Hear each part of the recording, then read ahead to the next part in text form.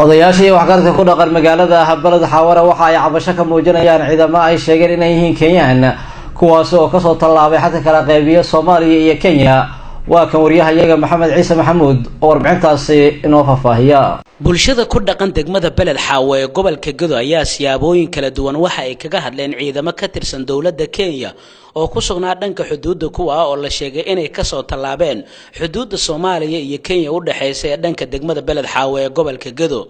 nabadoon Idris Gaaroodi oo kamid ah waxgaradka ku dhaqan degmada Balad Xawa ee gobolka Gedo oo la hadlayay telefishinka Somali Cable waxa uu sheegay in ciidamada Kenya ay labadii maalin ee la soo dhaafay dhanka xuduudda ay ka soo gudbayeen waxaana uu sharaxaad ka bixinayaa ujeedada ay leeyihiin ciidankaas. ujeedada ay leeyihiin ciidanka horta waxaan la yaabanahay ayaantii la qabanayay siyaasiga wuxuu ahaa in Cabdishakuur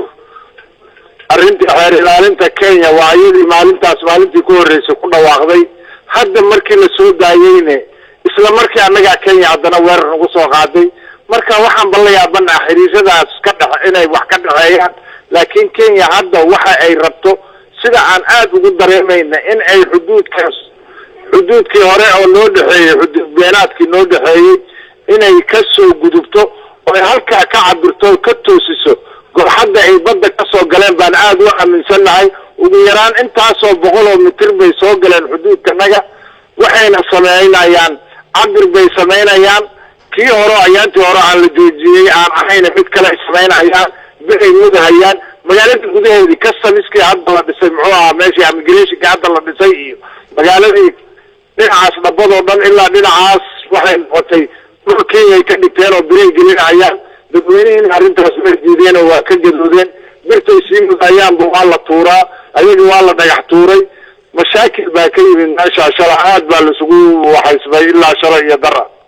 sidoo kale nabadoon Idris waxa uu sheegay in dadka shacabka ah ay ka hortageen ujeedada ciidanka ay damacsan yihiin oo ku aadan in ay sii ballaariyaan xuduudda dawladda Kenya ay doonayso in dhanka degmada Balad Xawa ay ka dhisto darbi aad u weyn.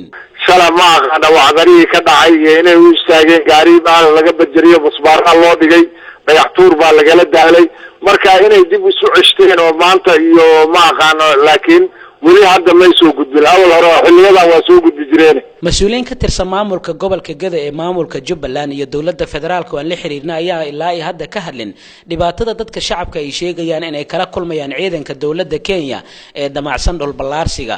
Maxamed Ciise Maxamuud, Somali Cable TV, Muqdisho.